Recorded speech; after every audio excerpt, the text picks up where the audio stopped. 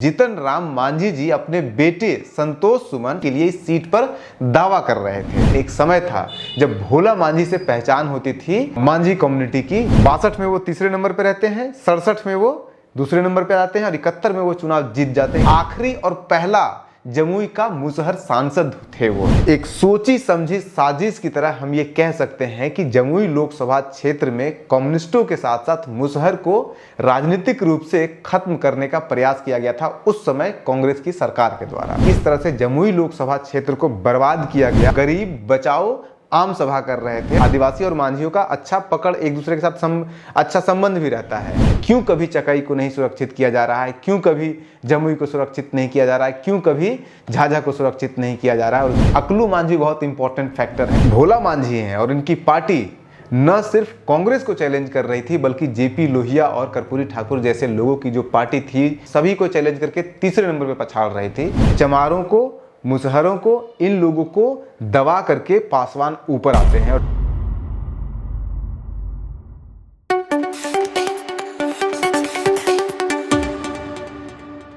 लोकसभा चुनाव 2024 में बिहार के जमुई लोकसभा क्षेत्र से दोनों मुख्य प्रत्याशियों यानी कि महागठबंधन और एनडीए के प्रत्याशियों की घोषणा हो चुकी है। 19 तारीख को मतदान भी होना है, लेकिन हम आपको लेके चलते हैं आज से लगभग 8 महीना पहले, जब सितंबर 2023 में जीतन राम मांझी जी अपने बेटे संतोष मांझी के लिए इस सीट पर दावा कर रहे थे।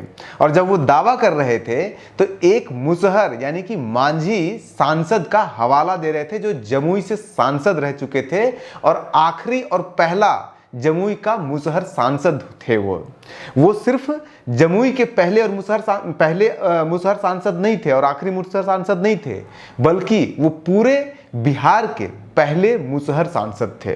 या फिर ये कह सकते हैं कि दूसरे थे, एक किराई मुसहर भी थे, लेकिन अपने दम पर। किराई मुसहर 1952 में भी रह चुके थे सांसद, लेकिन वो अपने दम पे नहीं थे क्योंकि वो जेबी कृपलानी के साथ उस समय एक सीट हुआ करता था, भागलपुर कम पूर्णिया सीट हुआ करता था, उससे वो जीते थे।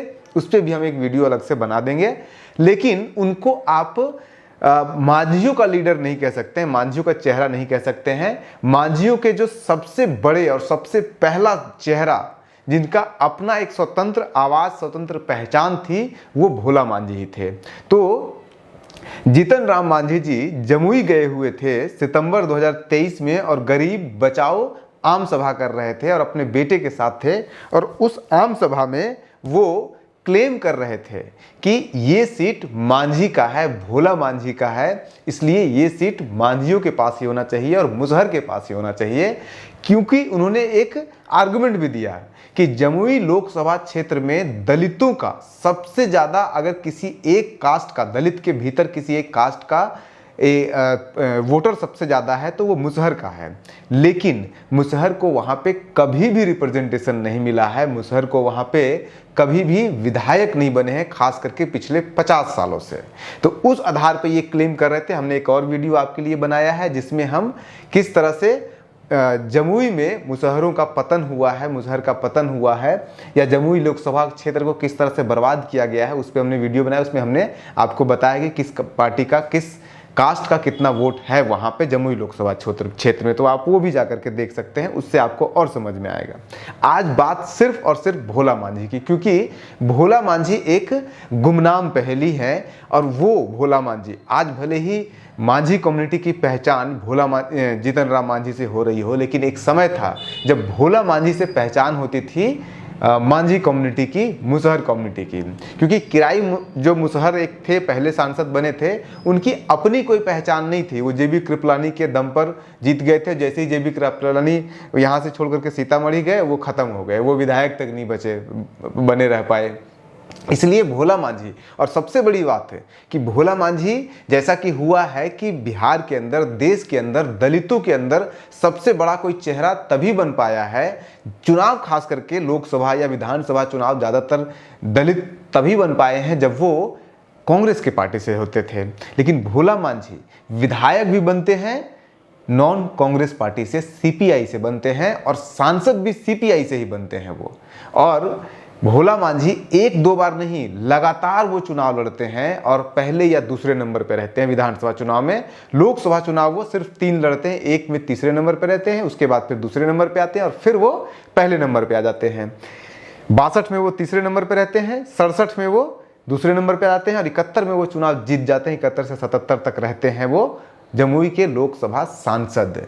लेकिन जिस तरह से हमने बताया था आपको एक वीडियो में कि किस तरह से जमुई लोकसभा क्षेत्र को बर्बाद किया गया, और वो बर्बाद इसलिए किया गया था क्योंकि वो कांग्रेस के हाथ से बाहर लोकसभा क्षेत्र जा रहा था और उस क्षेत्र में कम्युनिस्टों की पकड़, मांझियों की पकड़ बढ़ रही थी। भोला मांझी की पकड़ बहुत ज़्यादा बढ़ गई थी, इसलिए उसको ख़त्म किया गया। आप याद कीजिए 1971 में जब भोला मांझी वहाँ पे फाइनली जीत जाते हैं तो 77 में जमुई लोकसभा क्षेत्र को कंप्लीटली खत्म कर दिया जाता है।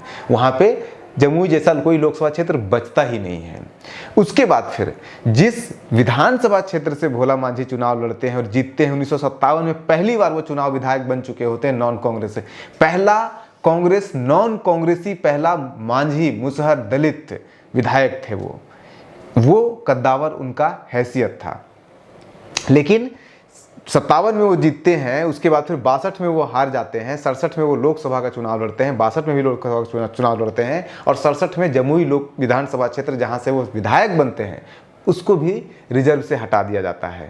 यानी कि एससी के लिए रिजर्व सीट हुआ करता था, उसके बाद उसको हटा दिया गया। हमने एक वीडियो में आपको बताया है कि किस तरह से जमुई के अंदर जमुई लोकसभा क्षेत्र के अंदर कई ऐसे विधानसभा क्षेत्र हैं जिनको रिजर्व किया जा सकता है रोटेशन के बेसिस पे, लेकिन सिर्फ और सिर्फ एक सिकंदरा को वहां पे सुरक्षित किया गया था क्योंकि सिकंदरा में मांझी थोड़े कम है। तो भोला मांझी को दबाने के लिए, इनकी राजनीति को खत्म करने के लिए पहले विधानसभा क्षेत्र चकाई को खत्म किया गया, उसको रिजर्व से हटाया गया। फिर जब वो सांसद बन जाते हैं 71 में तो 77 में लोकसभा क्षेत्र को भी खत्म कर दिया जाता है। इस तरह से एक सोची समझी साजिश की तरह हम ये कह सकते हैं कि जमुई लोकसभा क्षेत्र में कम्युनिस्टों के साथ साथ मुसहर को राजनीतिक रूप से खत्म करने का प्रयास किया गया था उस समय कांग्रेस की सरकार के द्वारा।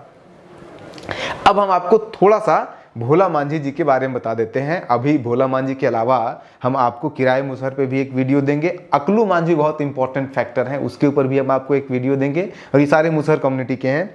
उसके बाद फिर भोला मांझी के बाद कोई अगर बड़ा चेहरा उस दौर में था तो वो थे मिस्री सदा, उत्तर बिहार के और दक्षिण बिहार के ये सबसे बड़े नेता थे। तो आज बात सिर्फ और सिर्फ भोला मांझी की।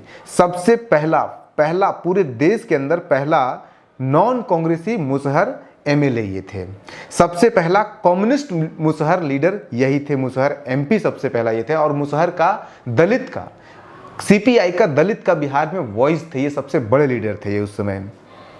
ये पहला एमएलए तो नहीं थे मुसहर के, या पहले एमपी नहीं थे, किराए मुसहर पहला थे, लेकिन स्वतंत्र रूप से ये पहला जरूर थे। जैसा कि मैंने आपको बताया, नॉन कांग्रेसी मुसहर एमएलए एमपी सबसे पहला जो थे वो मुसहर में वो यही थे और बिहार में भी वो यही थे।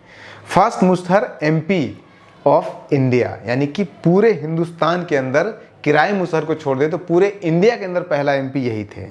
अब इनका थोड़ा सा टाइमलाइन अगर आप देखिएगा तो 1957 में ये गुरु रामदास को, कांग्रेस के लीडर थे, उनको ये हरा देते हैं जमुई विधानसभा क्षेत्र से।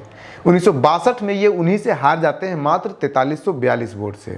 उसके बाद फिर 1967 में ये लोकसभा चुनाव लड़ते हैं और लोकसभा चुनाव में ये मात्र 14,852 वोटों से 67 के चुनाव में ये हारते हैं इस चुनाव को। लेकिन 1971 का चुनाव वो 41,129 वोटों से जीत जाते हैं।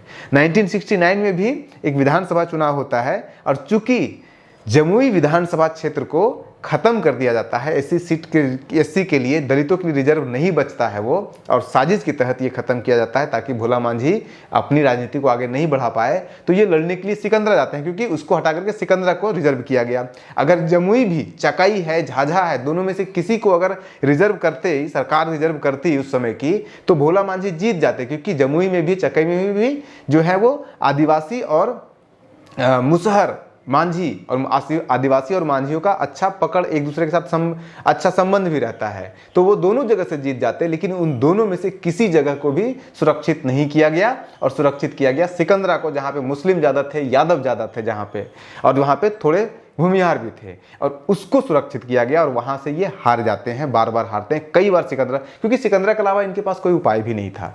पूरे उस क्षेत्र में, पूरे जिले में वही एक मात्र विधानसभा क्षेत्र था जिसको सुरक्षित किया गया था एससी के लिए, जबकि चकई के अंदर 26% आबादी जो थी वो दलितों की थी, यानी कि आदिवासियों और शेड्यूल कास्ट की थी। लेकिन उसके बावजूद आज तक उसको सुरक्षित नहीं किया गया है, और इसलिए नहीं किया गया ताकि भोला मांझी अपनी राजनीति को आगे नहीं बढ़ा पाए।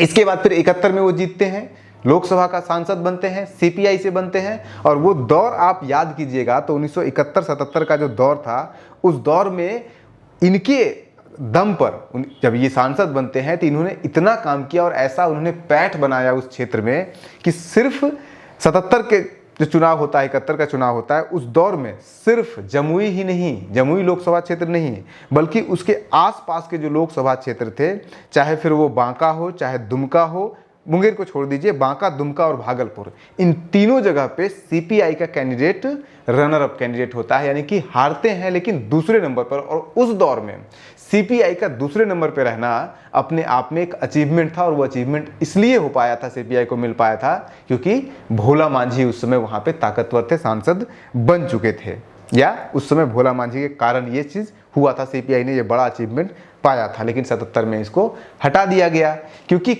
आप हमें नहीं पता कि उसमें जो सोशलिस्ट पार्टी, जनता पार्टी, ये लोग कभी लोग शामिल थे, एग्रीमेंट था या नहीं था जमुई को खत्म करने में।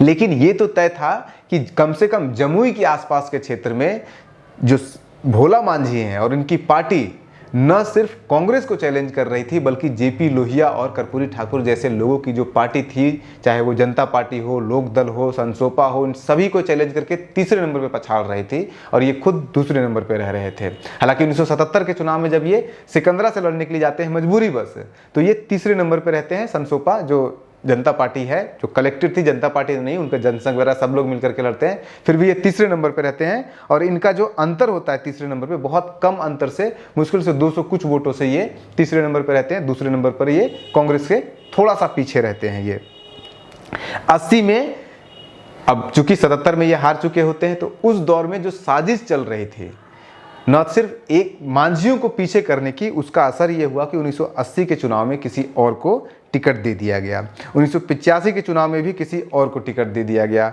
1990 का चुनाव आते आते आप देखिएगा कि जमुई की राजनीति नहीं, बल्कि पूरे बिहार की राजनीति में चमारों को, मुसहरों को, इन लोगों को दबा करके पासवान ऊपर आते हैं। और जमुई लोकसभा क्षेत्र में, जमुई लोकसभा क्षेत्र तो रहता नहीं, लेकिन जमुई विधानसभा क्षेत्र में सिकंदरा जो रिजर्व सीट है, वहां से पासवान जीतना शुरू करते हैं। और प्रयाग पासवान 1990 में पहली बार वहां जीतते हैं, जबकि प्रयाग पासवान सीपीआई से ही जीतते हैं, इसमें कोई शक नहीं है। लेकिन एक संगठन के भीतर ही कैसे कास्ट को, एक कास्ट को दबा करके दूसरे कास्ट को आगे किया जा रहा है, वो आपको दिखेगा। और कितना रिलायबल है, आप अगर भोला मांझी को और प्रयाग पासवान को करेंगे तो 90 में वो प्रयाग पासवान जीतते हैं सीपीआई से, 95 में भी सीपीआई से जीतते हैं, और 2000 का चुनाव आते आते वो सीपीआई को छोड़ करके चले जाते हैं, अपनी पार्टी बना देती हैं कोसल पार्टी, और उससे चुनाव जीत जाते हैं। लेकिन जो आपके भोला मांझी हैं, वो पूरा जीवन सीपीआई के लिए ही अपने संगठन के साथ जुड़े रहते हैं, कभी वो अपने संगठन को नहीं छोड़ते हैं। 2001 में इनकी मृत्यु हो जाती है। ये इनका जो गांव है वो आज भी खैरमा गांव है, जो बहुत जमुई के बिल्कुल पास में ही है। और इन्होंने कभी भी अपने बच्चों को, अपने बेटों को, 2 इनके बेटे हैं, दोनों बेटों को कभी भी अपने दम पर राजनीति में आने का जगह नहीं दिया। अभी दोनों बेटे, एक बेटे उनके हैं राजकुमार मांझी और दूसरे हैं विनोद मांझी। राजकुमार मांझी वहाँ के वार्ड नंबर 1, जो खैरमा वार्ड नंबर 1 है, वहाँ से एक बार ये पहले वार्ड परिषद में जीत चुके हैं। और विनोद मांझी जो दिसंबर 2022 में म्यूनिसिपल लोकल गवर्नमेंट बॉडी का चुनाव हुआ था, इसमें ये दोनों आपस में एक दूसरे के खिलाफ लड़े थे, और वो भी अपने आप में चर्चा चला था। हालांकि उसमें राजकुमार ही मांझी जी ही अंत में उनकी जीत हुई थी।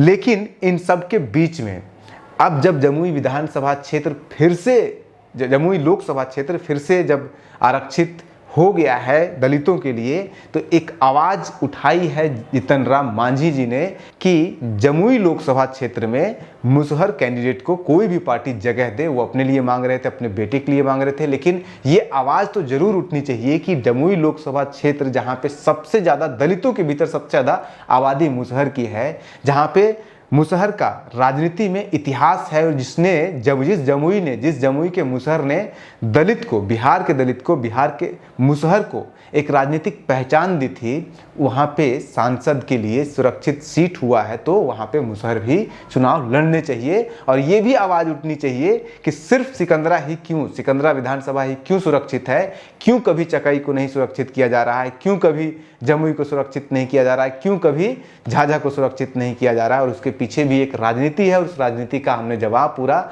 बैकग्राउंड हमने एक और वीडियो बनाया है, उसमें दिया है कि किस तरह से वहाँ की जो लोकल राजपूत फैमिली है, 2 राजपूत फैमिली, एक रावत है और एक और फैमिली है, वो दोनों सिर्फ इन तीनों विधानसभा क्षेत्र के ऊपर अपने परिवार का कब्जा बनाए रखने के लिए इन तीनों विधानसभा क्षेत्र को सुरक्षित नहीं होने दे रहे हैं, जिसके कारण वहाँ पे जमुई लोकसभा क्षेत्र में जो मांझी का लोकल लीडरशिप है वो कभी डेवलप नहीं हो पाया है। ऐसे इनसाइड स्टोरी हम आपको देते रहेंगे हर कम्युनिटी के बारे में।